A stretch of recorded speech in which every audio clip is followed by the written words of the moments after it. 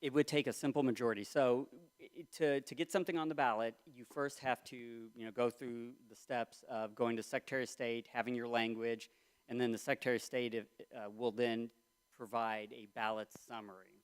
So Secretary of State Ashcroft provided a ballot summary that was immediately challenged. In the circuit court here in Cole County, the language was deemed to be biased, and so the judge then took kind of a somewhat remarkable step of not just kicking it back to the Secretary of State, but of rewriting the ballot summaries. So there was an appeal that went to the Western District Court of Appeals, and that has been, they also ruled against Secretary of State Ashcroft. But under the current scenario, once they get the ballot language finalized, the group can go and collect signatures, and you have to have, I think it's 8% in 6 of the 8 congressional districts. So we're talking they will need about 170 some odd thousand signatures to get it on the November of 2024 ballot for then everyone to vote on. And as Brian stated, to win, to get added to the Constitution, to be successful, you only have to have a majority. You have to have 50% plus one person to then get it enshrined in the Constitution. And so there's a big, quite frankly, there's a big concern because we are still dealing with the fallout of anger, I think, and the blowback from the Dobbs decision that I say we as a pro-life community, not just the church, but for all the pro-life groups, I think are struggling now with how do you craft a message that will win on this issue, because the public is not for, if you look at polling, the public is not for necessarily abortion up until birth, but the problem that we're seeing is they tend to be voting that way right now on these ballot initiatives, the ones that are written generally enough that they could allow for unregulated abortion, but not even just that we have in Missouri, we have protections at the time, when Roe was still in effect, we have parental notification statutes, we have all sorts of clinic inspections. All of that now has the potential to be rolled back. And so again, I know we have a variety of issues to talk about, but I guess kind of as the final, unless others have other questions, is we are in the unique and somewhat unfortunate position of when Roe was the law of the land, we had, for all intents and purposes, regulated Planned Parenthood out of the state. And now that's not to say things were perfect, that we have women going across the border to Illinois and Kansas, but we had nearly ended abortions in the state of Missouri within our border. And now we are in the kind of, like I said, unfortunate and unique position of, in a post-Roe versus Wade world, actually, we have the potential to fall back further than where we were when Roe was still in effect. And I just say that we plan going forward, we're in contact with all the other pro-life organizations, and this will be obviously an area that we stress very heavily at the conference. And I would really encourage those here that are engaged in the political process, that are engaged on this issue, to be out in your community and talk about this. The first step will be, if it gets on the ballot, we need individuals out there, telling folks, do not sign anything. If someone approaches you with a petition of, hey, just sign this. This is for women's health care. This is for whatever. Just say, I'm going to go. I'm going to research it, and then they can always come back. But that is the concern. And just to give kind of the scope of what we're dealing with is, again, I think I may have better information in the second row here, but we were down to under, I think, 200 abortions in the state of Missouri, and some of the most recent numbers I had seen. But if you look back, our historical high was in, I think, the early 80s. We were talking close to, I think, 20,000 abortions a year in the state of Missouri. And so that's kind of what we're up against now on that issue. Legislatively this session, I don't know that there'll be much that will be done specifically on it, because this is now a fight for the constitutional initiative. My my assumption will be that the General Assembly will try to make another run at addressing what you have brought up, Brian, of trying to make it harder to amend the Constitution, of trying to change that standard in some way, to make it to where to amend and put anything in the Constitution, it should be a higher threshold than 50% plus one. So that's something to be watching for this year, that I think that will be, to the extent that there's any movement on that type of abortion-specific legislation, that will be it. The other thing that you know, while we're talking about this issue, that I think we'll see in the upcoming session, and that we always try to support where possible, is one of the benefits that has come out of the post-Dobbs landscape legislatively is that I think we have more of a bipartisan discussion going on currently in the legislature of no one really quite knows yet what can agree upon what a pro-family, pro-woman, pro-child social policy looks like, but folks are starting to try to think outside the box in this area. Instead of addressing the supply of abortion, addressing the demand from that side of whether that's funding for increased child care, whether that's continued funding and tax credits for donations to pregnancy resource centers, you name it. Because when a woman is abortion-minded, in most instances, something has gone wrong. There's a need that needs to be met there. And so to the extent that the legislature can kind of start coming together on these issues, my hope is that you'll see more of this outside the box, whether it's child tax credits or another one, I suspect will probably get a little bit of play next year. And so those are not abortion specific, but I think in a post-Dobbs and a post-Roe versus Wade world, I sense that will be, to the extent that you can focus on that issue at the legislature, we'll see a little movement in that regard as well. So that's where we are on abortion. One that will be a much quicker, probably, discussion is our work on the death penalty. Obviously church teaching, and I think there's still some confusion when in regards to the death penalty of, has the church kind of changed her stance on this issue? The most recent catechism says the death penalty is inadmissible, and mostly because I think we're coming to a stronger consensus on, that everyone has inherent dignity, including those that have done tremendously heinous things. And also from the standpoint of the developed world, we're getting to where life in prison can be life in prison, that you don't have to necessarily end the life. The state doesn't have to be in the business of executing an individual for society to be safe, that life in prison can be life in prison. I say this will be a short portion of the talk because unfortunately, as good as we have been as a state on the abortion issue, we have not made much progress on the death penalty here in the state.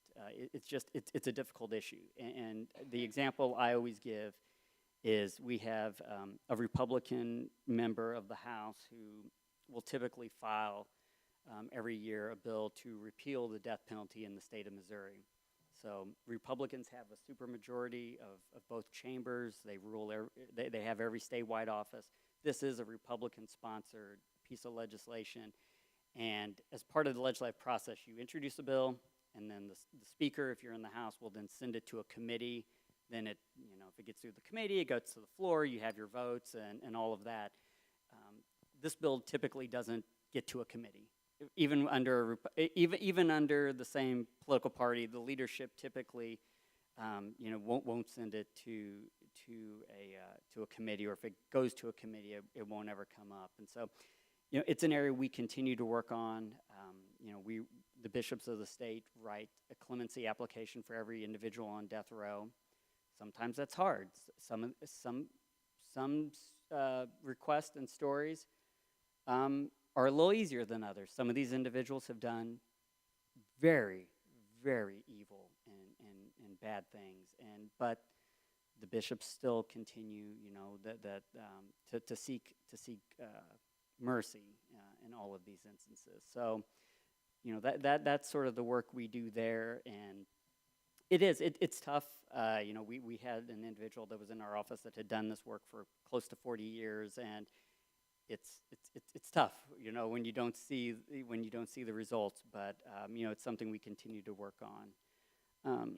And then I think the other one, before we kind of open up to more general questions, that was on the advertisement that I think most people want to know about is what's going on with gender identity issues at the Capitol. This has sort of become the issue, I would say, nationally and statewide. So obviously, as the church, you know, we have very strong feelings on that as individuals, we are both body and soul, that cannot be separated, and that we are all made, you know, male and female. So how does that then look on a public policy point of view? How do we come in as the church on this issue where, you know, we have a very, very strong, you know, theology and background and teaching on this issue, but then how does that then interplay with what the legislature is doing? And so in the past couple sessions, there's been a push really to focus on gender transition in regards to minors. You know, obviously what adults do, that in some instances, you know, legislators aren't too keen on regulating that when an adult chooses to do. But when it comes to a minor that is suffering from gender dysphoria, that then goes to a clinic and, you know, has the potential to be given puberty blockers. How this usually goes is you go in, there may or may not be a proper sort of full psychological, mental, emotional, physical evaluation, but for a child that is really experiencing, you know, at least in the minds of the workers, of the doctor, that they're experiencing gender discordance, gender dysphoria, that to start, they will potentially put this individual on puberty blockers, and what they will say is, proponents of this is, it's just meant to slow the process down. Nothing's irreversible. It's just meant to give a child the opportunity to decide whether he or she, you know, is truly wanting to change genders. The flip side of that is, and kind of what they don't tell you is, what follows that, it tends to be then the hormones and the cross-sex hormones and stuff. And statistically, what folks have seen is, I mean, what seems to bear out in the research is whether or not puberty blockers just put a pause, which I think there's still some disagreement there. The vast majority of children that go on puberty blockers will almost 100% of the time then go to hormones. So this has been an issue in the General Assembly. This last session, we had a group of Republicans that made a push and got a limited ban on the practice. They had, the way the law was written and went into effect in August was that it basically banned, you know, chemical and surgical procedures for gender transition on minors, with the exception of those that if you were going to WashU or you were going to University of Missouri as a child and you were in the middle of a treatment, that they negotiated, the legislators negotiated to say that if you were already undergoing treatment, then you could still continue that treatment. But for any new patients, as of August, it is a banned procedure. Now, what the legislature also did, which was clever, was add a, you know, when all else fails, you add a cause of action. As an attorney, you know, if you want to really stop stop a particular activity, open them up for a lawsuit. And so the bill also provided pretty broad malpractice and potential cause of action for individuals that could come back later after, say, 20 years. And I don't have the specific how long they extended it out, but would allow individuals to come in and sue a doctor that, you know, grew up, start to regret the process, saying that they were harmed. They could go and sue. So the practical aspect of that is as of, I think, 2 months ago, both the University of Missouri and Washington University announced that they were ceasing to provide the medical and chemical puberty blockers to even those even those children that could apply under the law. So even those that were already undergoing treatment, they said, we're out. We're not going to be engaging in that because it was too heavy of a legal liability, which leads to some follow-up questions probably of if you're that concerned of legal liability, there we maybe need to be rethinking our medicine in that regard. So, but that's an area, and women's sports is another one.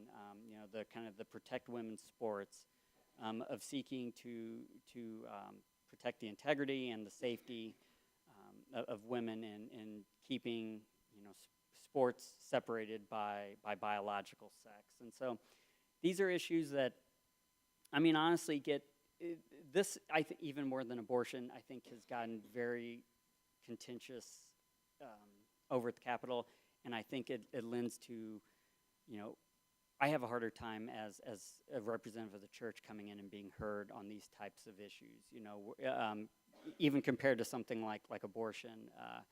The dialogue around this issue is not great at the moment, but where we come in, and what I tell people is, we are here again recognizing the dignity of everyone. And so what I would say on this issue specifically is, you will get sometimes children coming in great distress with their parent testifying at some of these hearings, and I'll be honest, they're suffering. They're suffering. No one doubts that. But what you will hear and sort of what has become some of the arguments for this transition procedure is, you want to erase me. That if I disagree with an individual on the course of treatment, you just want to act like transgender people don't exist. And I think the church gives us a pretty clear view that, one, I speak as a representative of the conference and also as Jamie Morris, the individual. I don't want to erase anyone, but even if I did, I couldn't, because again, that individual is made in the image and likeness of God and has an inherent dignity, and we have to remember that when we're engaging individuals on this issue. Now, that doesn't mean we think that this method of treatment is correct, and in fact, what we would say is, we love you so much that we don't want you going through some sort of medical procedure that we think could be harmful and that you may regret the rest of your life. And so that's kind of what we tried to bring as a conference, to these issues is we need to be engaging in truth.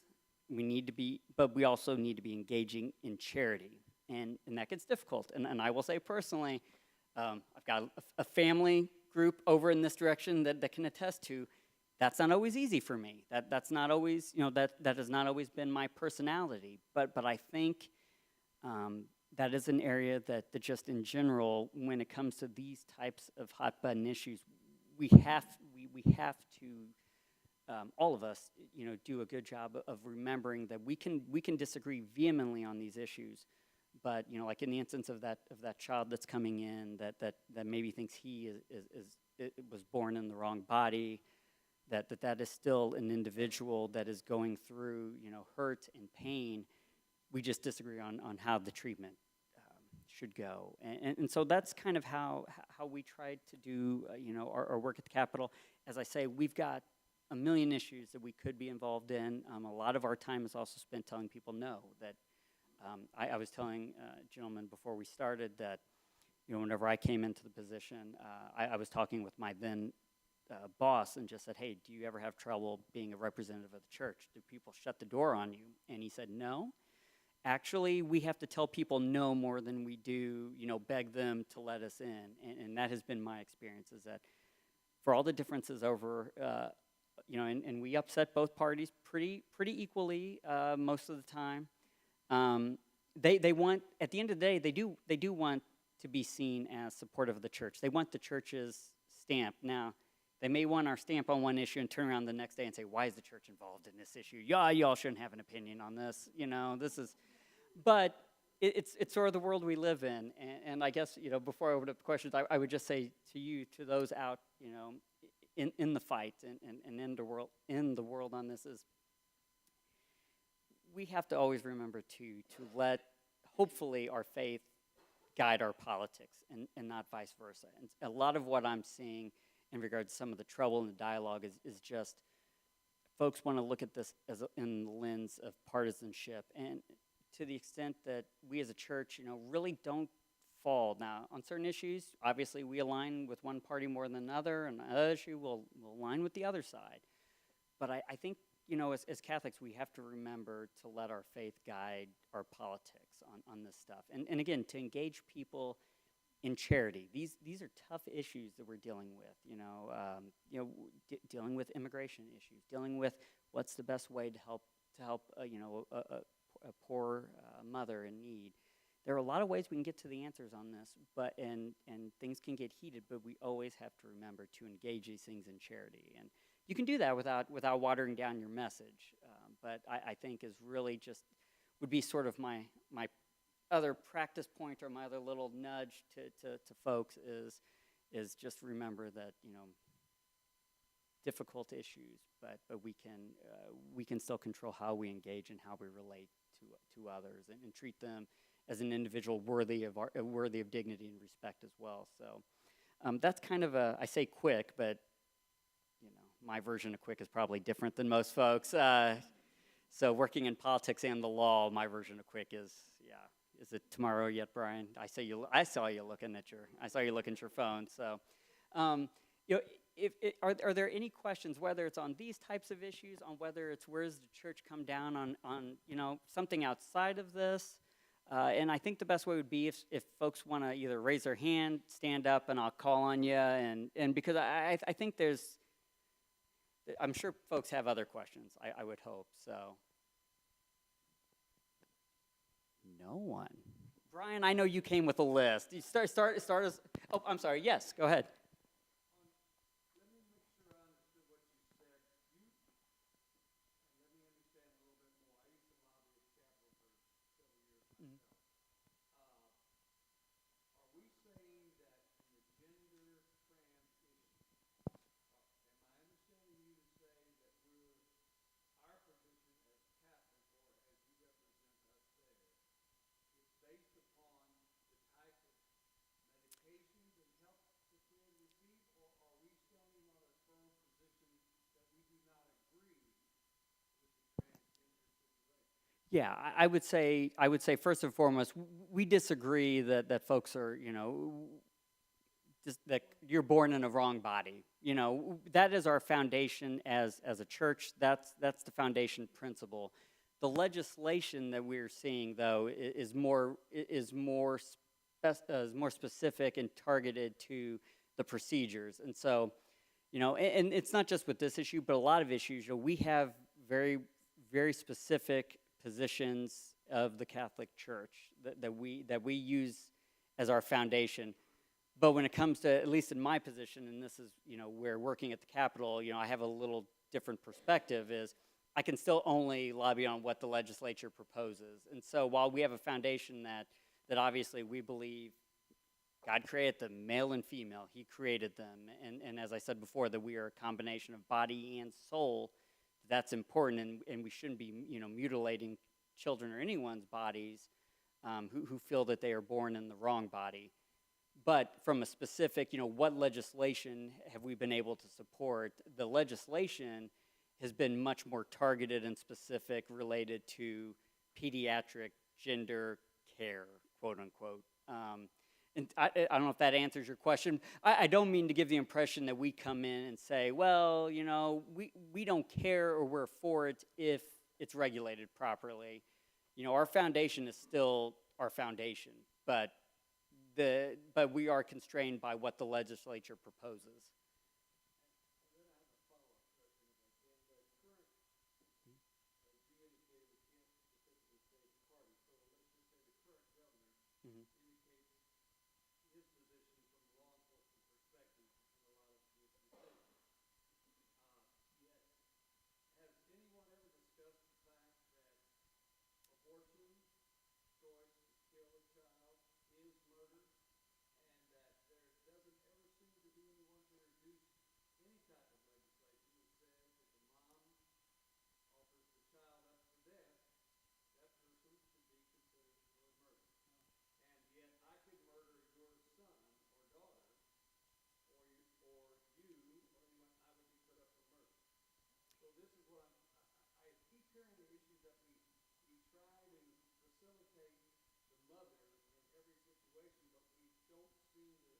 facilitate the child that's really there to say, this child was killed, period.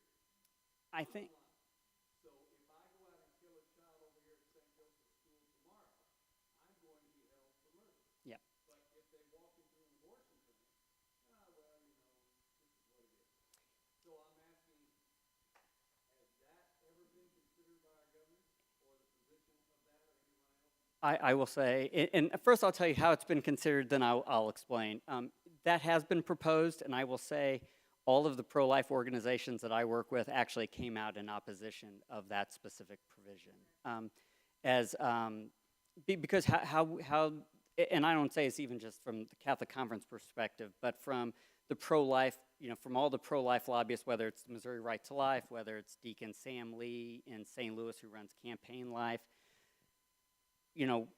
obviously that is a human being. That child is a human being. Where the pro-life movement has always landed on this issue, though, is that there may be instances the mother is coerced. I think we always like to kind of go to the most extreme example of, well, what about the mom, that it's basically just glorified birth control. But I think things are a little more complicated in a lot of instances than that. And it kind of goes back to, this is my personal opinion, is that in most instances, if a woman is contemplating abortion, something has gone wrong somewhere.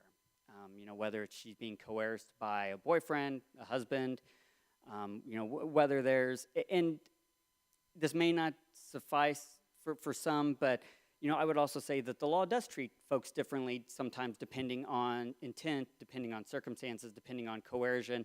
And so this is kind of just another extension of that, is that, from the view of I think traditionally and historically from the pro-life perspective, not just in Missouri, but nationwide, the view has always been that the woman in a lot of instances is also a victim in this or could be coerced. And in that regard, has not sought to then seek punishment on the woman, but, obviously the abortionist, or if she's being coerced, those individuals, but have not sought, punishment on the woman. And the abolitionist movement is becoming, we see a couple bills, we see a bill every session, I think, that will be filed. They typically don't get very far. I don't want to get in trouble here. My personal opinion is that sometimes I don't think they help the overall cause of the pro-life movement. And I think, now I know that for some it's, well, what does it matter? A child is being killed. But from a practical standpoint, I don't think it helps us, even just speaking as a lobbyist, putting aside the morality and everything. I don't think those tend to help our cause, and I think do damage to it. But like I said, it's usually you'll get a bill here and there every session. So it is discussed, but not a very popular proposal. Actually.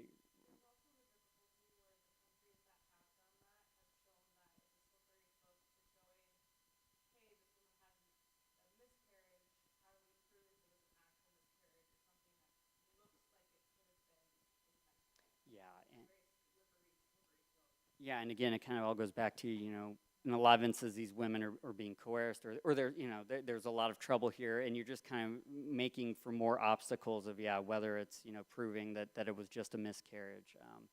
So no, I think that's a good point. Brian? Seemed to be a difference in the way the Texas law was crafted, where it goes after anybody else could bring that. I'm not going to misspeak it. So there's some nuances there that are proving valuable to the framework of other laws in other states, or not? The Texas law was successful. For those that don't know, there was a law that would basically give a cause of action, again, allow someone to sue that let's say, I transport someone, across state lines, or I take someone in for an abortion. And it proved to be, and from a practical standpoint, very successful in cutting the number of abortions. For a state like Missouri, at the time that Texas came up with theirs, we really weren't seeing the number that Texas was seeing. And I think from a legal standpoint, I have questions that if someone were to have brought a challenge to that law, whether that law would have stuck. You know, but there are options that states are looking at in regards to trying to address the issue of, as I say in Missouri, you know, even you know, if things go well with this ballot initiative, you know, we have women that we know are being talked into crossing into Illinois for an abortion, and so yeah, how do you address that? That's something that we continue to try to work on. You know, and again, it's got to be some combination of whether it's deterrence on one hand, but also what is that woman missing that we are not providing here? Why is that woman, you know, kind of backing up to the initial question of why is she seeking an abortion? And how can we, and this isn't even just something legislatively, but how as we as the pro-life community, how do we get to her before Planned Parenthood does? Because, you know, I've seen, Kathy has seen, everyone that has attended some of these hearings on abortion issues. You have young women that genuinely come in and believe and know Planned Parenthood had my best interest in mind.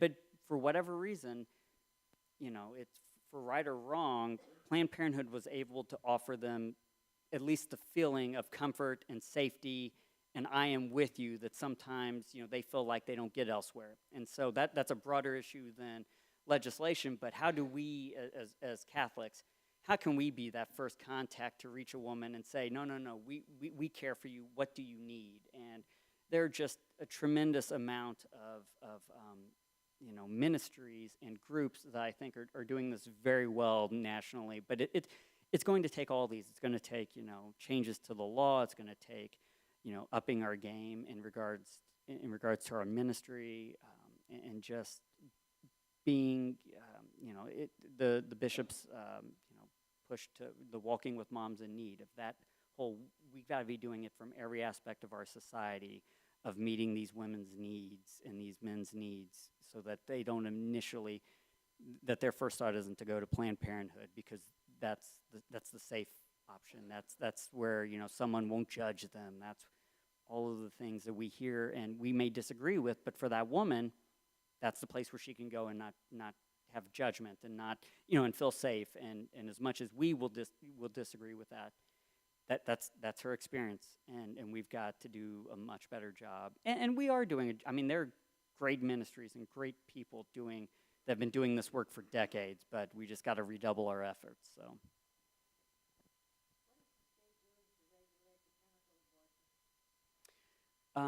That was one area that, again, going back to all of the regulations that we've been, and I say we, I have been the beneficiary of a lot of hard work decades before I ever got to the conference from all of the pro-life organizations in the state.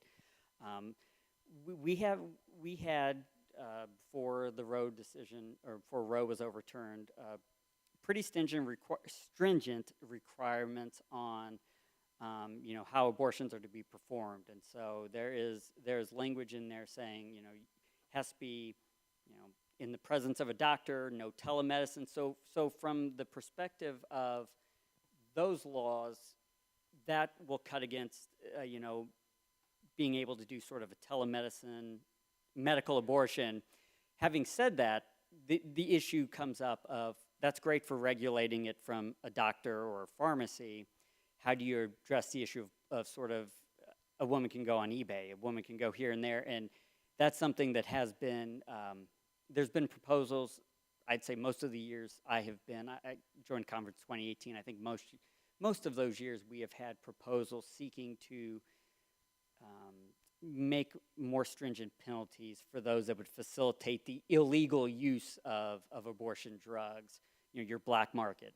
Again, I mentioned his name earlier, but Deacon Sam Lee from Campaign Life tells the anecdote that he has a bottle of abortion medication from whatever country that he was able to purchase, you know, whether it was off eBay or I forget the specifics behind it, but that's a tougher one to crack, because you know, if it's being done sort of in that black market, you know, go to some Chinese website and, you know, punch in some information and get it delivered to your door. That's difficult, but you know, the legislature and the groups involved are aware and working, but that's a tough one. So, but as far as like a doctor being able to prescribe medication abortions, there was no telemedicine abortions or anything like that. So that was how it was addressed from that perspective. Actually, I'm going to go with someone different here real quick. Rick, I'll get back to you, Brian. Jamie, I'm Deacon Rick Telfors from St. Peter's, and tonight we have brought our RCIA group over. This is our first field trip. Oh, I'm so sorry. Rick should have done. He did you all dirty on this one. Florida, and we made it to the. Oh. But one, and thanks for being our guest speaker tonight for our class that we meet on Thursday. Very. Well, one of the things we've been talking about in our sessions is the role of the magisterium, the Mhm. authority of the church, plays in the formation of our own moral compass, if you will. Could you discuss in maybe some general terms how the four bishops of the state, who are, as you said, the board of directors, Mhm. and how your public policy council, how they, what the role of the magisterium, what the role of the catechism, how Yeah. they incorporate church doctrine and dogma into their discussions and decisions on whatever the issue may be that you guys go and work on. Sure. Just from a high level point of view, is the bishops have a teaching role, and they what they will do is try to teach on matters of faith, morals, and try to educate so that those of us, again, going back to having a well-formed conscience, to try to get us equipped to be able to apply church teaching to a specific issue. As far as the work with the conference, typically how it will go is, let's just say we have kind of a new issue that arises, a new piece of legislation that we haven't seen before, is we'll discuss it internally with staff. Our public policy committee is sort of that first line where we meet with them almost monthly. They will come down either via Zoom or come down to Jefferson City, and we will meet with them and discuss the issue. And the staff will have put together kind of, I'll look at something and say, well, here's the Catholic teaching on issue X that I think applies here. We kind of look at it as a staff, we kick it around and go, this is an issue that the church has something to say. This is an issue that we think it is prudent and it is necessary for the church to be involved. So we will write up kind of our recommendation, take it to our public policy committee and try to get just administratively try to get a vote on this. And then the bishops will oversee that. We'll take it to the bishops. For what I call big ticket items, I go straight to the board, and that is consultation amongst me, staff, and the bishops on is this a role for their office where they think we need to be taking a position. If it's a big enough issue, is this one that they need to really weigh in on, that use their office to say, we are going to issue statements, we're going to get more hands-on and involved and make statements through us as the combined board of directors, the bishops of the state of Missouri. And so we do. It sounds kind of boring, but it's a lot of discussion, a lot of discernment on some of these. Now, some are slam dunks. I mean, we kind of go back to some of these abortion bills. That there's not much of a discussion to be had there. But there are other issues where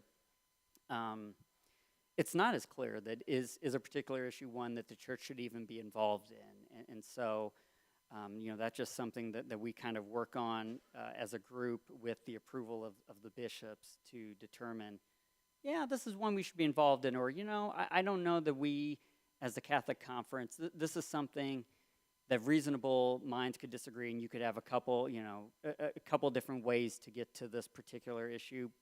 Or it's more of a procedure issue, not a moral issue, those types of things where we go, no, we're going to stay out of this one, but overall, that's sort of administratively kind of how we do our work. And then again, overall, the bishops view their role as teachers here,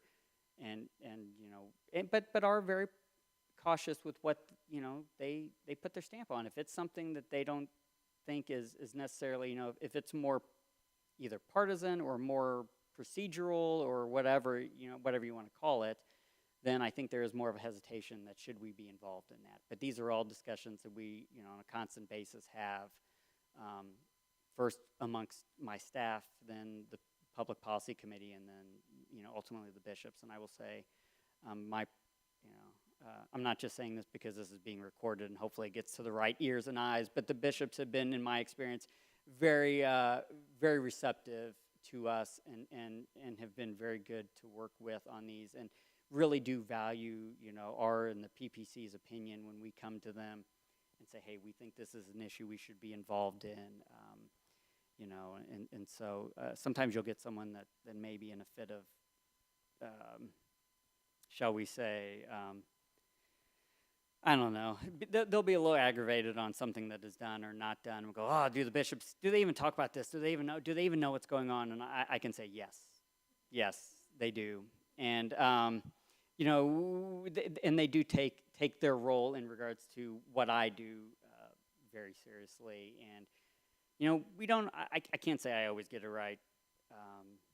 Again, if we're recording, they almost always get it right, of course. But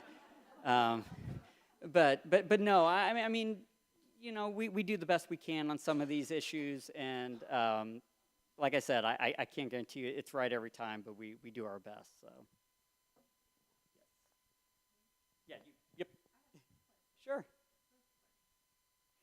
See, Brian's going to be upset now. He only has one, but we'll get to Brian's second after yours. We'll get to.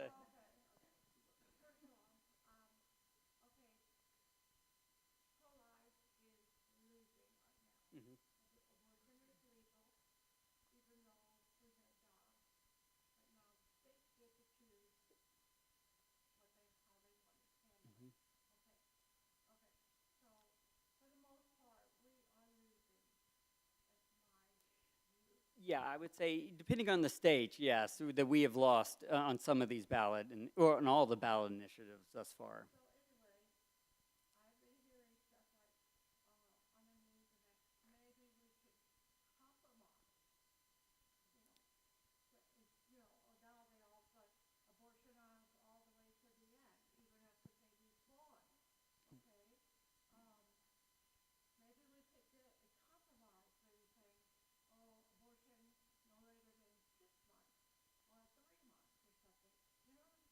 Yeah.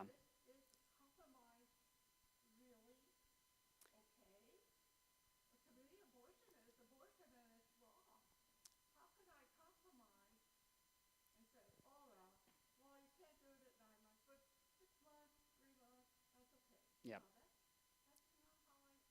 I've got good. Yeah, I've got kind of a good news, bad news. Good news is I think about this all the time, this question. Bad news is I have yet to come up with an answer on this. But this is sort of, this is the question now. And, for a state like Missouri, we banned abortion, and thanks be to God. What I think we're finding out, though, is that the general public, especially the voting public, is not with us on this. And what's frustrating, though, and difficult is, and again, I'm going to speak sort of also from the lobbyist point of view of just the politics of it all. Obviously, 100% agree on that it's a life regardless of in any sort of date you can put on it, 8 weeks, 6 weeks, whatever. The difficulty is I don't have a great answer on this. I really don't. And I think there's kind of competing views out there of, well, for a state like Missouri, do we compromise? My questions on that would be, do we think that would still get us to the point where we save most of our pro-life laws? Say, if you were to put in hard case exceptions, rape, incest, that type of thing. I think what we're seeing, first the reality of it, I think what we're seeing right now, which is upsetting, is that even in a state like Ohio, they don't win by the margin they win by if they're getting folks that, some of the folks that voted in favor may actually be ones that say, hey, abortion should be regulated a little bit in second trimester and definitely shouldn't be allowed in third trimester, but for whatever reason, if the choice is, you know, no abortion or all abortion, right now they're defaulting to all, and that's the problem right now. That not just as a Catholic, but for what I do, I don't have a great answer for that. You know, I don't know if it becomes sort of I've described it as the reverse. John Paul II, Gospel of Life. You know, there was a discussion St. John Paul II had in discussing, you know, advocating for pro-life laws, saying that, you know, you must support life in all stages, but then recognizing the reality that at the time, you know, in Missouri is the prime example of this, is that, you know, when you cannot outlaw all abortion in every instance, it is okay to then take the best option in front of you and say, well, you know, if the choice is, you know, abortion through 9 months, or we can get a limit after 15 weeks, that's acceptable. I don't know how that looks in 2023 when, like in Missouri, it's almost the reverse of that. When you have everything you want, but it's looking like there's a chance that it could all be taken away. Hypothetically, if, and I think this is a big if, you know, putting in exceptions, if that saves the greater law, if that saves the law, you know, it's an interesting question. And like I say, I think about it all the time. It's why I have the problems I do, and you know, why I have no personality. But it's I don't know. I mean, I don't know, because part of me wants to say, no, you cannot compromise. I also know the reality of it is that right now we are completely, when it's on a ballot, when the choice is, and this is overly simplistic, but when the choice is you ban it all or you allow it all, they're choosing this one. But also I would say, you know, I don't know that adding exceptions would stop this right now. You know, I don't know that necessarily adding exceptions, you know, for rape and incest, fetal abnormalities. We would never support that, you know, as a conference. But even, you know, I don't even know that I can say, as someone that kind of watches this stuff and follows it, that, you know, I don't know that would even be politically successful in staving off the rest of it. So, yeah, Kat. I was just going to say that here in Missouri, we have come so far, and to accept anything is to go back. Yeah. And we don't want to go back. So we have to work really hard so we don't go back. And part of that is educating people. Yeah. Here in Missouri, Planned Parenthood and ACLU and these people that brought these up are fighting amongst themselves. Planned Parenthood has not even given their support to one of these initiatives because it is not extreme enough. Yeah, so And no matter what happens, whatever we do, if we were to give an inch, they will take a mile. well, and that goes back to, like I said, I think in our current political climate, I agree that I don't think that there's going to be what I call sort of a relief valve. I don't think there's going to be anything that can be done that will change their playbook of, you know, I mean, right now, if I were on their side, if I were doing, why shoot for something less than everything right now? Because that's the way the political winds have turned. But it is leading to an interesting, because a lot of the same sort of discussions that we had as a pro-life movement over the last few decades is sort of what I think the abortion side, pro-abortion side is having now, of exactly what you've pointed out of, you know, they're now approaching this as, do you incrementally chip away, or do you go for the whole thing? And, you know, we had, I think, was it 4 or 6 of the new batch of IPs? Do you remember, do you recall? There's another 6. So The 6, yeah, of the second. but all of them can be read Yes. that it will be at birth, right before birth, that Yeah. your children will not be able, well, your children will be able to have an abortion without you knowing about it. Conscience protections are gone. Mm-hmm. Everything is gone. They can all be written to that. And also, we will pay for it. Yep. Because we cannot discriminate, and these initiatives say you cannot discriminate. Yeah, and and that's what I was going to say is you have those on sort of the pro-abortion side pushing these, that even taking that, and what she's referring to is a lot of these will seemingly have limits, whether it's gestational, whether it's exceptions. But if you really get down, there's no definition or a very general definition of, say, a health of a mother exception.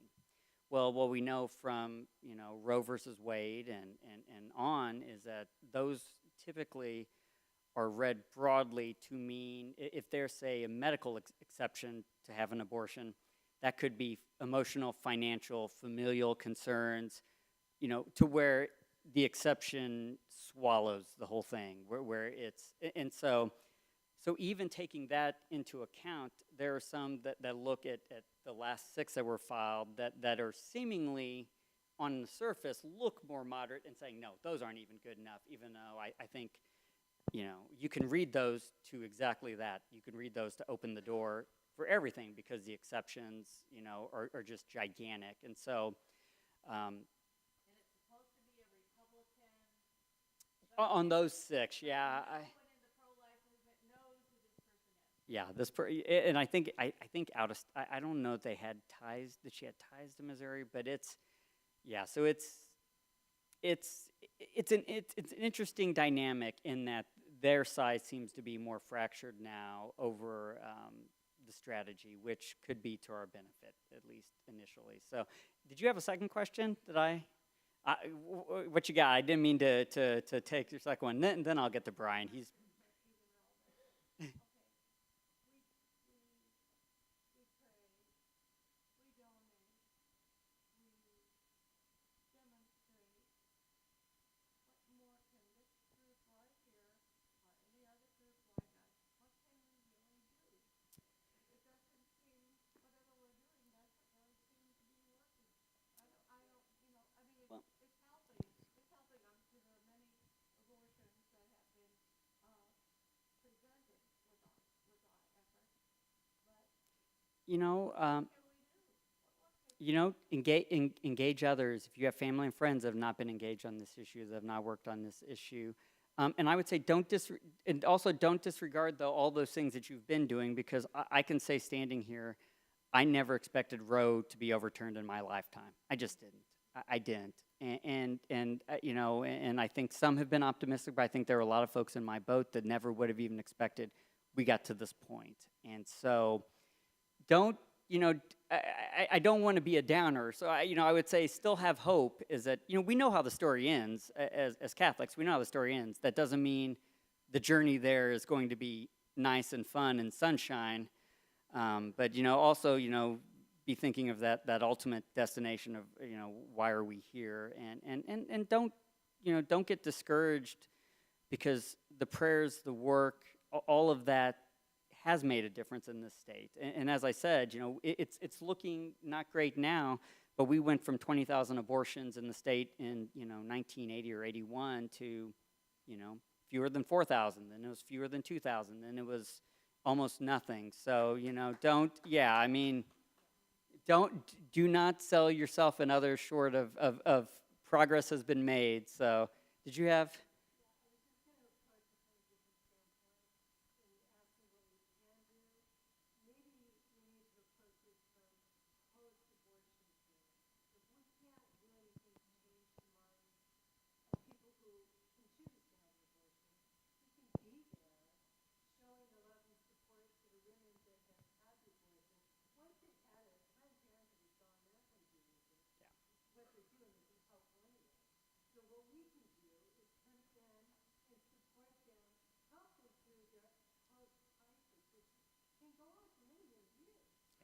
Yeah, Project Rachel.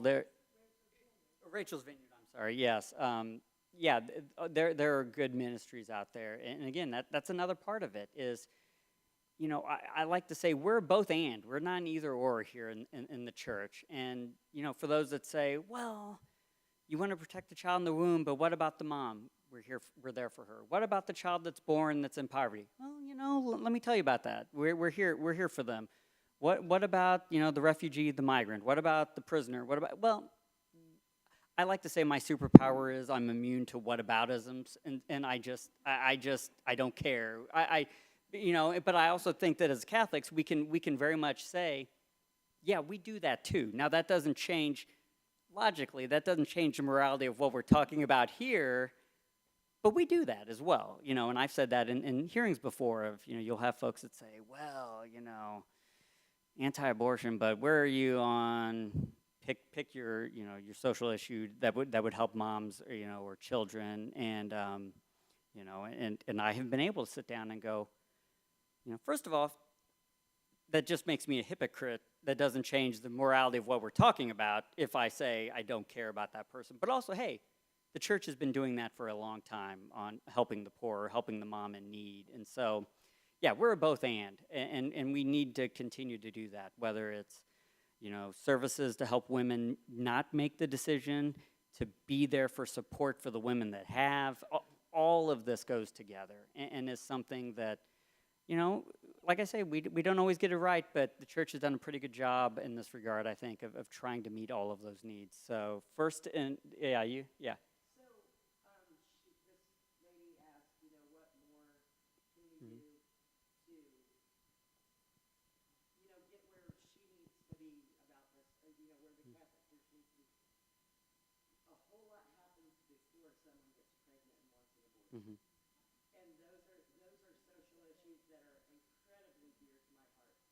You have a justice system that does not take victims of rape seriously, victims of child sexual abuse.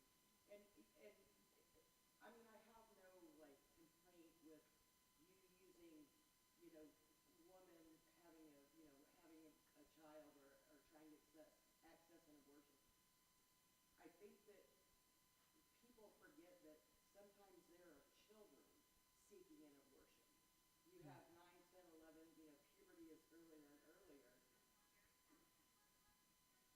What is happening before these children are being sexually abused and sexually exploited that we can do to make a difference? Yeah. Are we being our brother's keeper and saying, hey, I'm a teacher, this doesn't seem right, things are, no, there's not enough of that. No, and you're right, but that goes back to we can do both and we can be focused on those. You're never going to eliminate every potential, every possibility, but from the public policy standpoint, is what can we do, again, to address the demand side, not the supply side, the demand side, and there's usually something that's always gone wrong. How do we address that? How do we keep it from happening? And that's pro-family policies, that's healthcare, that's everything is interrelated in this. So way in the back, Ann.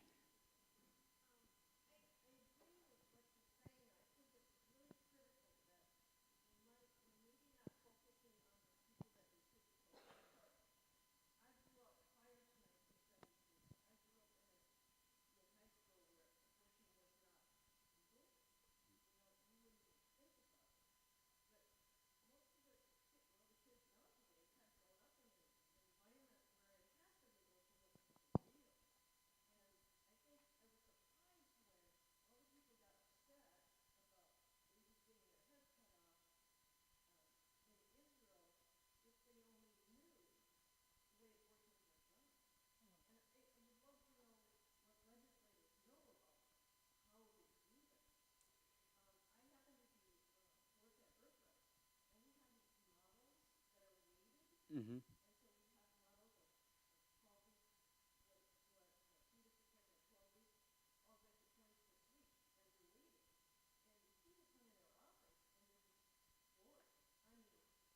Mm-hmm. Yeah.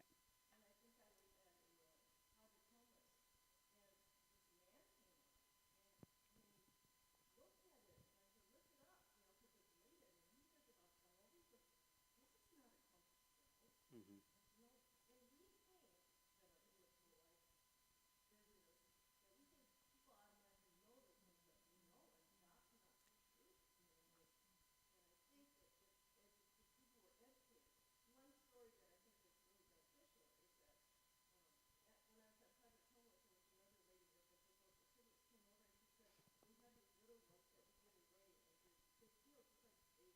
Mhm. And maybe some of them have seen these modeling, but this lady said, 2 years ago I brought one home to my daughter, and she took it to school with her and put it on her desk. She was a sophomore in high school. And she just left it on her desk on time, and all these kids came by and said, what is this? What is this? And she said, this is a baby that's 12 weeks. This is what a baby looks like when they're 12 weeks old. And she said, I call him Carl. And so every kid looked at it, and they were just looking at these. And she said that they were just amazed that a Mhm. baby could look like this. Everything's normal. And then she took it to college, and Carl from college with me, and I was just so proud of this young girl that she would have the initiative to do that. And I think those are the people that we have to start, I think, really educating are the girls that are, I don't know exactly what the average age is of coming to reconciliation, Mhm. but it's certainly not 40 or 50. Yeah. And those are probably the voters. Yeah. So I think that somehow, some way, we have to sweep citizenship to go in the right direction. But just something that simple, having those models, seeing it believe it. Yeah, I think there's a combination of those that maybe we have taken for granted that, oh, everyone knows it's alive. I also think, sadly, and this is probably the more depressing thought, is I think there's also a segment of people that we are now reaping the fruits of decades and decades of legalized abortion. To your point, that even if someone says, yeah, I know, it's a human being, I've had a child, we become so desensitized to on this issue because we have been living in a world where it has been legal, accepted, all of that. And I think we're just seeing the fruits of that as well, of this is what happens when, a culture kind of allows for, the elimination of their children, is that, everyone should know this. I think most people deep down do know this. It's just we have become so desensitized to it, and that's kind of a sad thought. But I think also is part of it. So We also live in a nation that lacks like comprehensive sex education. I mean, it's there. my There. Well, no, go ahead. my son's 16 years old, and he's a junior in high school. And he made mention of a girl that's pregnant at school, or that it's somewhere in the periphery of their country. She had no idea how it actually happened. I mean, Yeah, you can laugh, but I mean, it it's is a legit thing. It's, his sex education was abstinent only. well, and it's also the reliance upon a school system to do that. That goes back to even what are parents teaching their children? Are their parents around? As I say, all of these issues are interconnected, and so I would just even say from the start, from the jump, if you're if a child is only getting this or having to get this through the school system, which may or may not be doing a great job, there's a problem even there to start with, and so yeah, I would say it's all sorts of issues.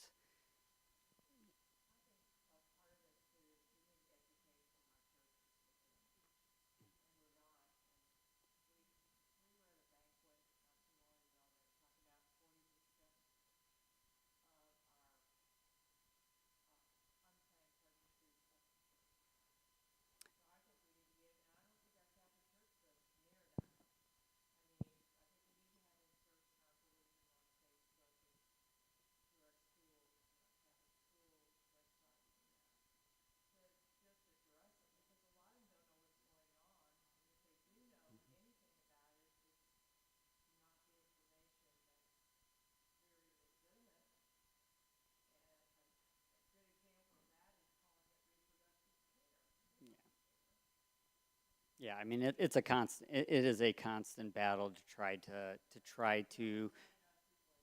Yeah, yeah, and winning the narrative on it, of taking over the narrative on it, because they have co-opted so much of the language on that issue. So I'll go back to Brian real quick because he's been so patient with his second question. Then I'll cut back this way. And a real simple question. I assume every state has a Missouri Catholic Conference that you work easy with.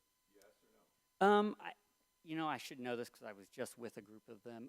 40, it's like 42, 44. There are some of the southern states with lower Catholic populations that do not have a Catholic conference.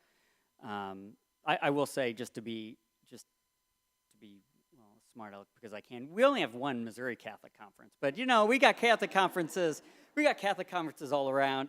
No, I think it's in the low 40s, and we collaborate as much as possible.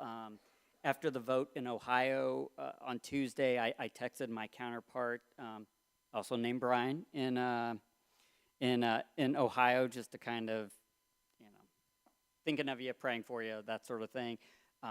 But also plan to be collaborating with him, and letting kind of the dust settle on what happened in the Ohio vote, and reaching out to him and seeing, from his perspective, what went right, what went wrong, from the perspective of the bishops. Were there things they thought they did well? Were there things they thought, oh, we could have done better? But we collaborate constantly. It is some of the best individuals I have ever met, and they one, make me feel very insignificant, to be among them, but two, just make me feel very blessed, because we're all going through the same thing. Whatever issues we have here in Missouri is the same thing that, for the most part.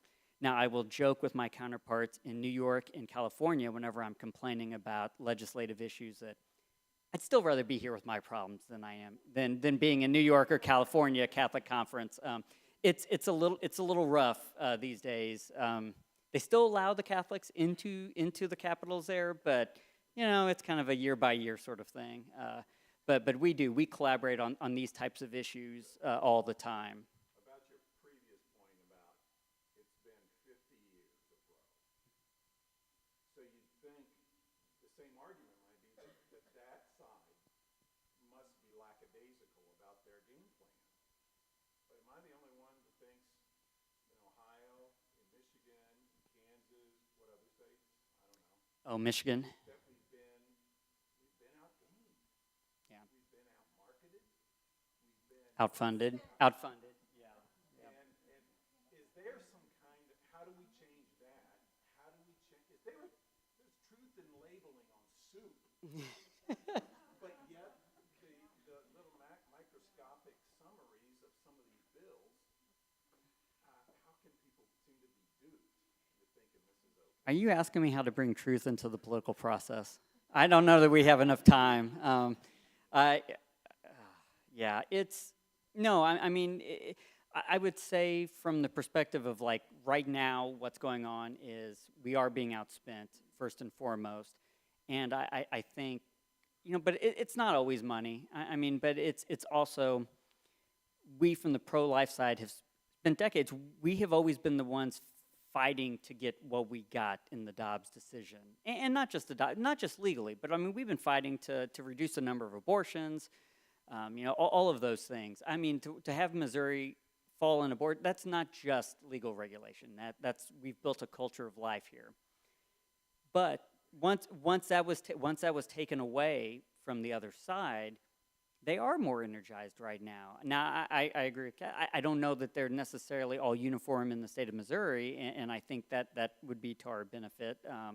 That I don't know that they quite know how they want to go about it strategically in the state, but as a general proposition, I would say, your pro-abortion side is they are motivated now. In much the same way we were after Roe. They lost what they thought was a very gigantic battle, and they're here to fight. And so,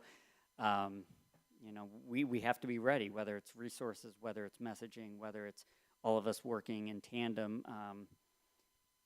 I wish I had, if I had the right answer, I'd be making a lot of money in a lot of states right now. But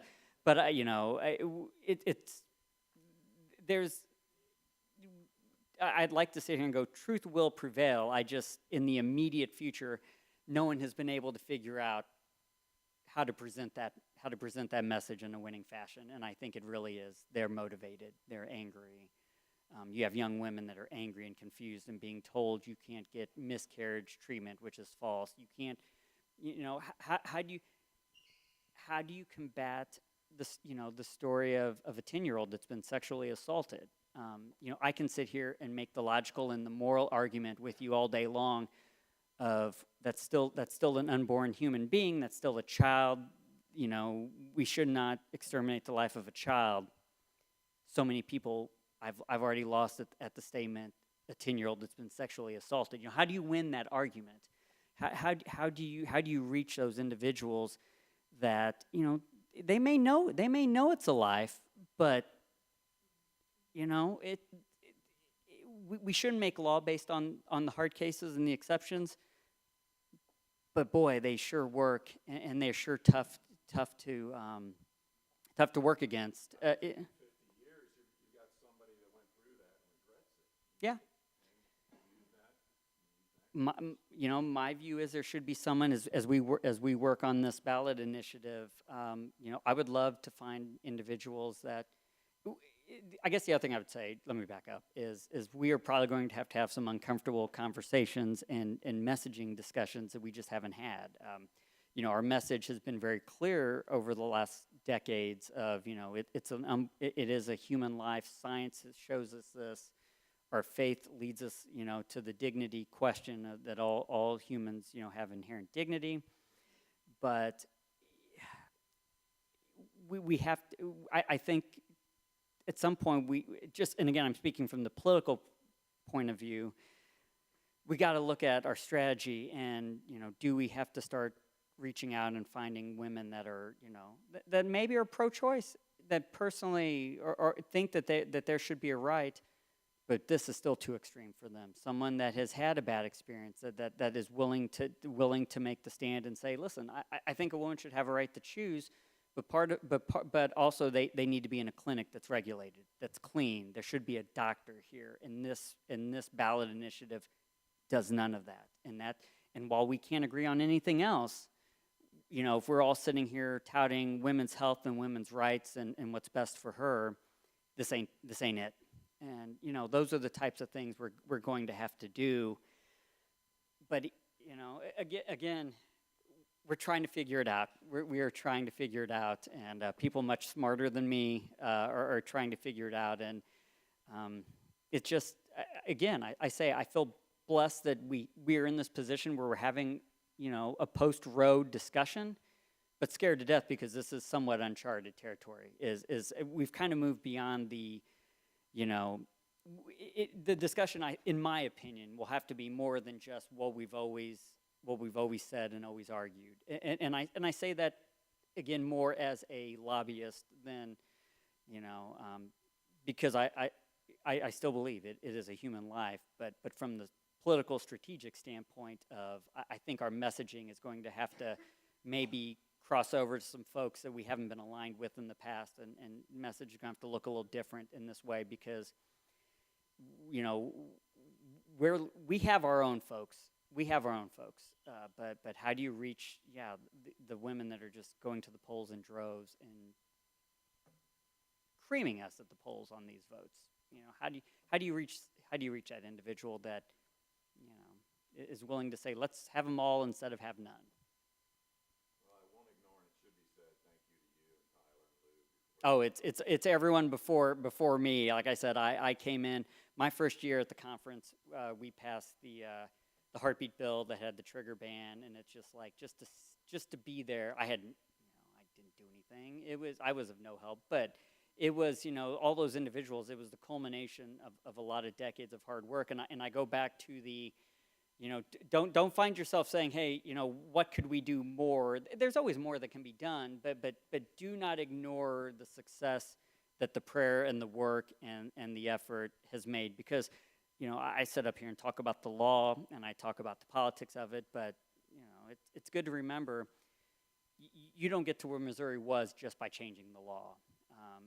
And that's going to be the continuing battle going forward, is the hearts and minds question of, let's say worst case scenario, let's say these get on, let's say one of these amendments, they get the signatures to put it on the ballot and it wins. Battle same as before, is how do you reach these women? How do you reach these? We will have lost a political battle that I don't want to downplay that, but the work remains the same. We're still going to have unplanned pregnancies and difficult situations regardless of the status of the law, good or bad. So, David?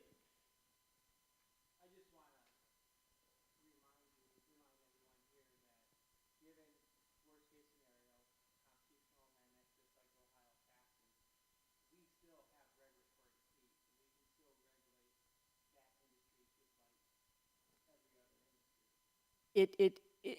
It depends on the language. We can always try to find ways. It will be difficult under some of these. I get your, and we've kind of worked with that before with, what can we, how far can we go in regulation, under, say, the Roe regime. The fear is currently with these is that if you kind of wipe out all of our laws, if those are nullified, then you kind of have lost some of the regulatory basis from the legal standpoint. Now, that's not to say that you can't try to get back there. It really depends on the ballot language. So, I would just say it depends, but it isn't, I say, a guarantee that we could get back to where we were right now, where we are now with it. Yeah. Yeah. I know you've been in those clinics, so yes. And also it depends on who's leading your regulatory agencies. But I would say my only caution would be you still have to have the law in place to allow for the regulation. So Kathy. A couple of things about that 9-year-old girl, Abby Johnson. I'm sure everyone knows Abby Johnson, right? Okay. She actually had 9, 10-year-old girls come into her clinic, and she said that those little 9 and 10-year-old girls, they knew it was a baby. Mm-hmm. They did not want to have the abortion, but of course they were forced into it. The thing is, it's usually incest, and when this is brought out, then that person needs to be punished heartily for what they've done. And then people need to be, these people, rapists, incest, they need to be punished. I think she would be a really good one to do an ad about that, because it's one of the hard cases. And as far as, how are we going to get this information out? We're going to have to do the hard work. We're going to have to door knock. Yep. And in Ohio, I knew Dina, I can't remember her last name, but she's with Life Institute. That's what they did. She took 2 weeks off of her vacation to door knock in Ohio, and I'd be interested in seeing. I saw it was 57%. Yep. Isn't that a lot? Didn't they win over a lot more than other states? Other states were blown out of the water, I believe. Yeah, and I would. High. Yeah, and I would. It takes the door knocking and to actually go there and not go there and say, well, do you see this picture? This is an aborted baby. Yeah. No. Just shut the door in your face. But if you go there, like I'm taking training with Students for Life, you have a wagon, you got diapers and wipes, and you say, Yeah. hi, I'm in the neighborhood. I just wanted to let you know about My Life Clinic, Yep. Pregnancy Health Center. We'd like to give you some diapers. You know somebody? Yeah. And I also wanted to let you know about the resources that are available there. Free ultrasound, free pregnancy tests. Most people don't even know it. Yeah. And then you talk about it and you say, do you have any children? Any teens? Yeah. Well, I don't know if you know about it, but there's some initiative petitions going out, and if they do pass, your daughter could get an abortion, and you wouldn't even know it. Are you okay with that? Well, no. Yeah. And these petitions, it actually, if you were up to the day before birth, a baby could be, brutally, well, I'm getting nervous now. But anyway. No. I get what you're saying, and That you can abort this baby up until the day before birth. Are you okay with abortions that extreme? Well, no, I think it should only be like about 12 weeks. Well, this is up until then, and there's nothing for 12 weeks. And if you vote for it, you just voted that could happen. You just voted that your daughter could get an abortion. You wouldn't even know about it. And you bring up all these different things, and you walk away, you give them a door hanger. They know it, and they're changing minds. They were changing minds like crazy in Ohio, but you got to do the work. Yep. We can't just go to our churches and say, don't do it. Just today, I was having lunch. I and I'm like, oh. and that and it oh sure. You're talking about these abortions. Did you know that 50% of the abortions are repeat?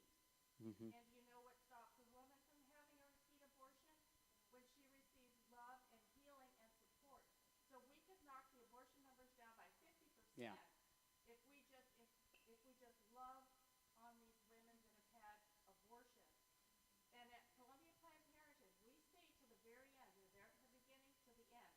When they walked out, we had a bag in our hand, and we said, please, we have this bag of information.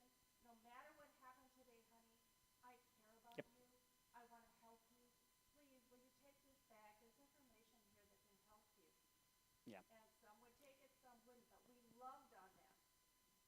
And you know, you can speak to this much better than I can, but whenever I said, you know, usually when someone is abortion minded, something has gone wrong or there's a need that needs to be fulfilled. Sometimes that right there, it's just someone to go, what do you need? I can help you and I love you. You know that, I mean, it's, you don't know. To your point of going door to door, I agree. And that's what I'm curious about is I know that, you know, I've heard anecdotally that there were a lot of folks where, you know, whether it was the parental, you know, choice, not parental choice, but the parental rights sort of discussion, other things, you know, really seem to make a difference. And so that's something that I think we're just going to have to kind of, you know, when Ohio starts to do the postmortem on all of this, see what worked and didn't. So, yeah. One last thing. The support after abortion, my daughter works for them. It's called supportafterabortion.com. 80% of the women do not want a religious experience after they've had an abortion. They're looking for secular.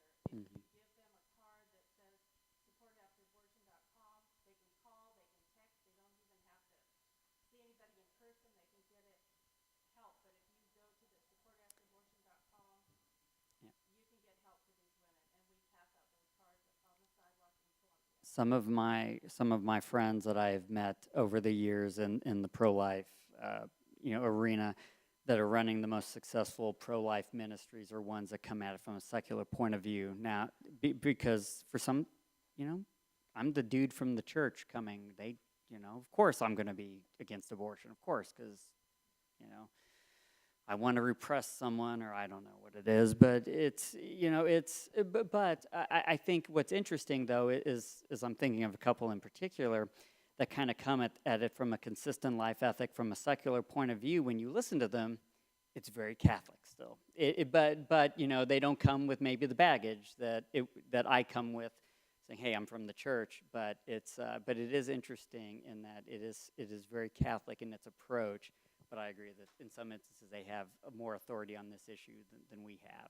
So, yes. Sure.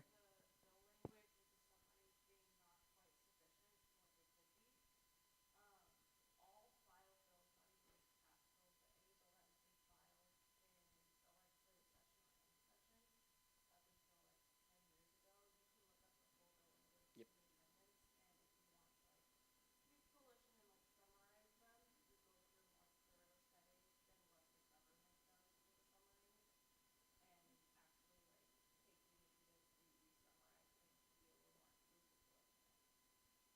Yeah, there's information out there if you want to look. Yeah, historically on any of these issues, you know, if you need to go to sleep sometimes that's the best way to go about it. So, yep.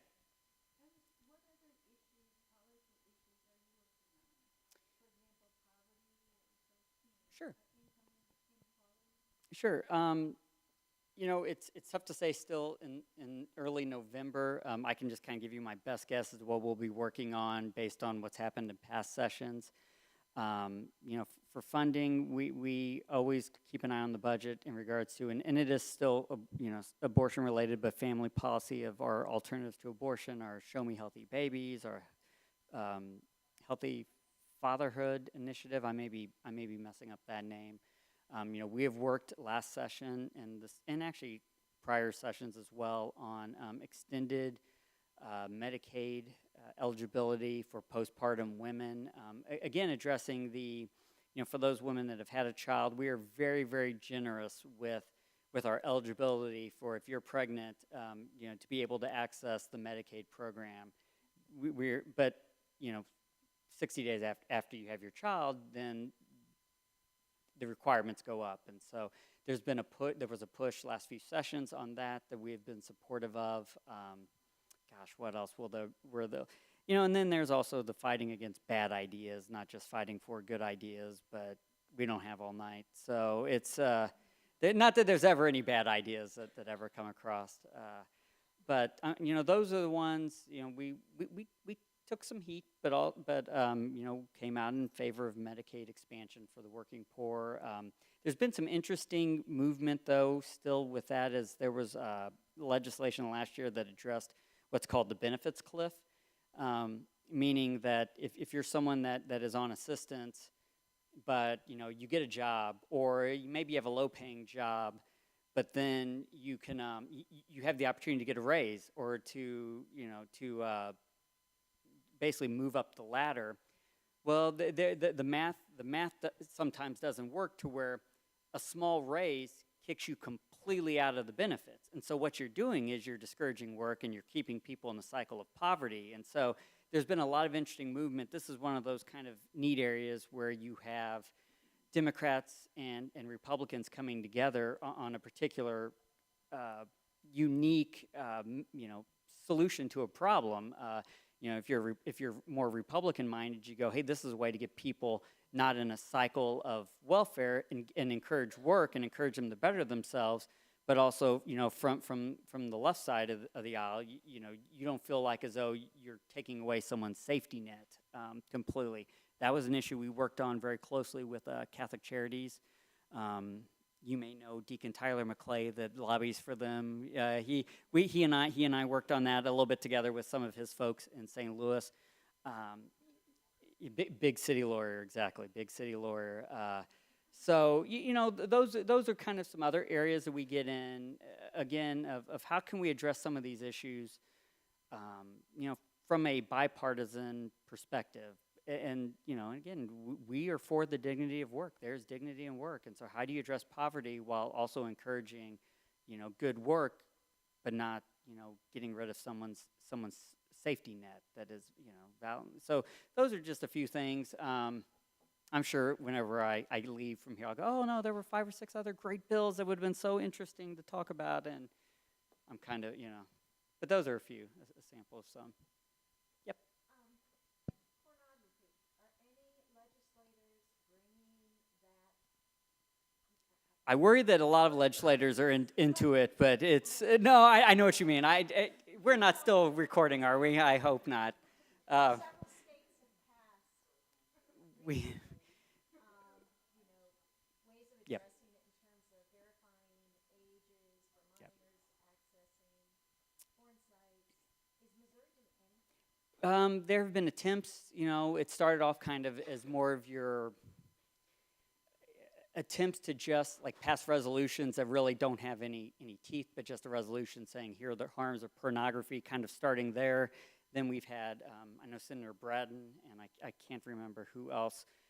We've had a couple of folks that have tried to lead the charge for some version of whether it's at the internet service provider level, of saying, hey, if you're Mediacom, you're an internet service provider. If I go and buy my internet, package through you, that I will get sort of a password to where I can lock it so that at their level, if I have a child on the computer using my internet browser or whatever, that you have to log in and try to add additional safeguards. That's been proposed. There have been difficulties with that. I think, and I'm no expert on this, but I know there have been some questions even from those that are kind of on our side of this issue of, whether there were First Amendment issues with that. And I know that some states have come up with a more successful approach, and I'm blanking on whether it was the trying to get, kind of that age verification.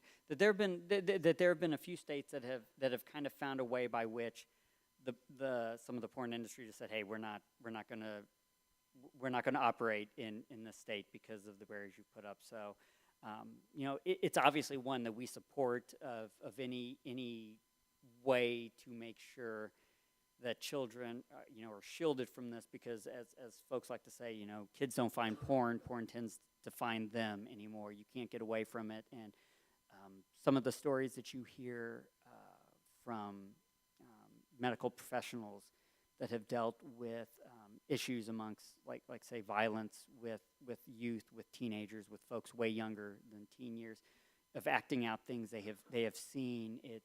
Those are some of the hardest hearings, and so there is at least an acknowledgement, I think, at least among some, that it's a problem to be addressed.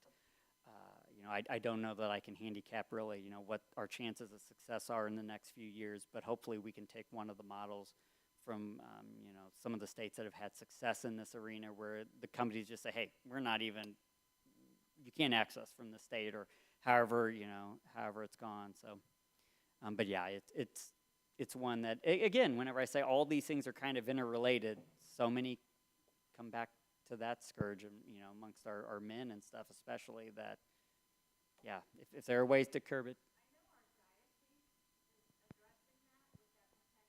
Yep.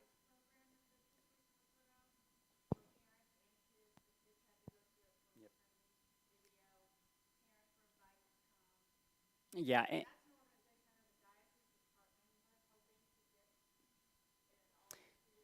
Yeah, there's Covenant Eyes. There's, there are all sorts of things that can be done outside of the public policy realm as well, that have tried to address this. But to the extent that the legislature can do something, hopefully, hopefully we'll see we'll be able to maybe latch on to some of the successes that other states have had as far as ideas on bills that we could propose. So.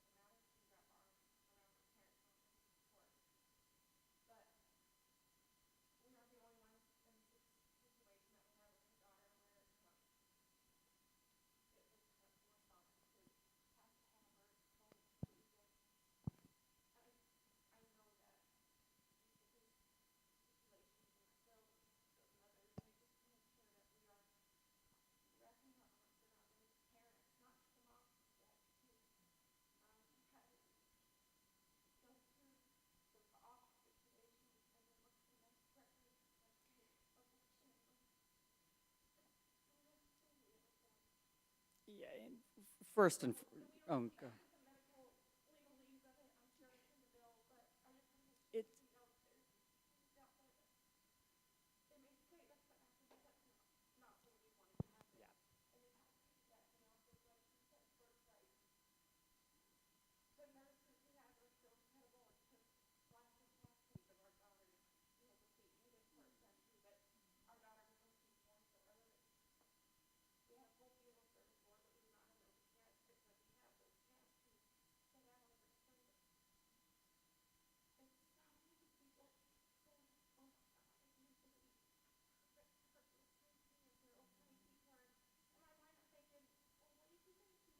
yeah. Yeah. Yeah.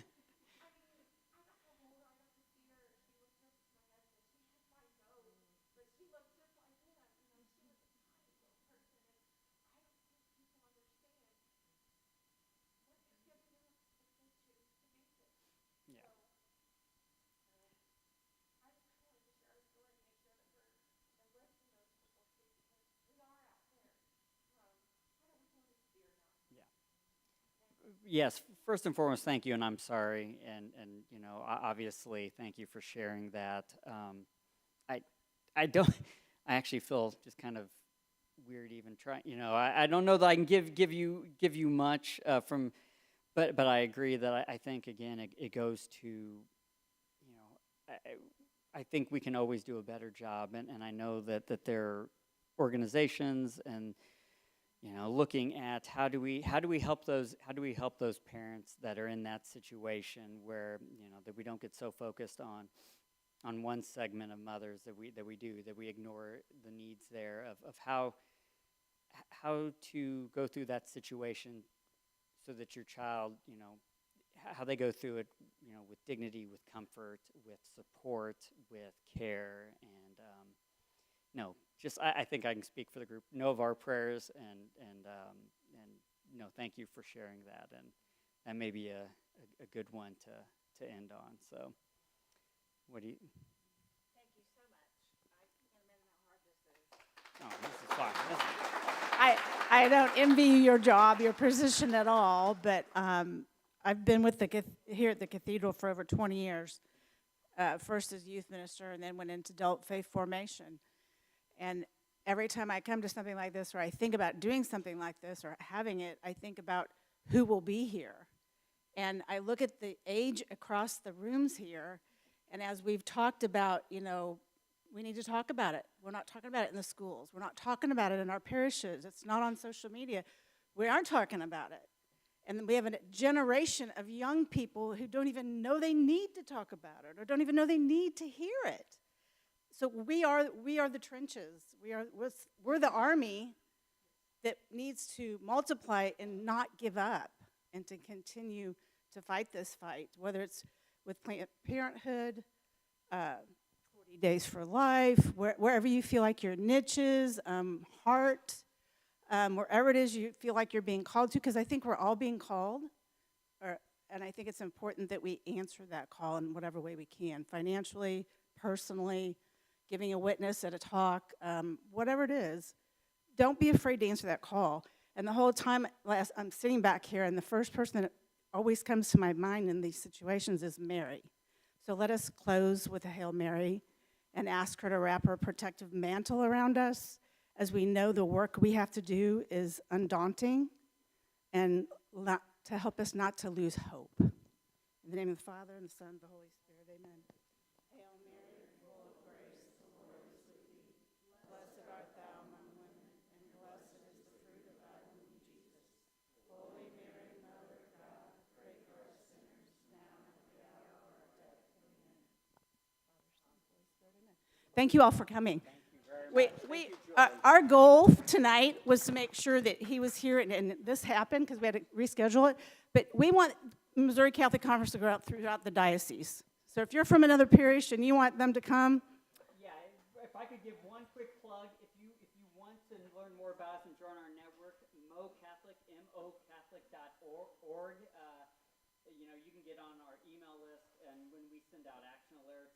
But also, I will say that we are planning to get into parishes. I think that I've got Kathleen here who runs our communications. She's going to be kicking me out the door very soon to go hit parishes all across the country. So we're going to make a concerted effort. Please Look for more to come from Missouri Catholic Conference. Thanks, Jamie. Show me the home life. I could. Thank you, sir.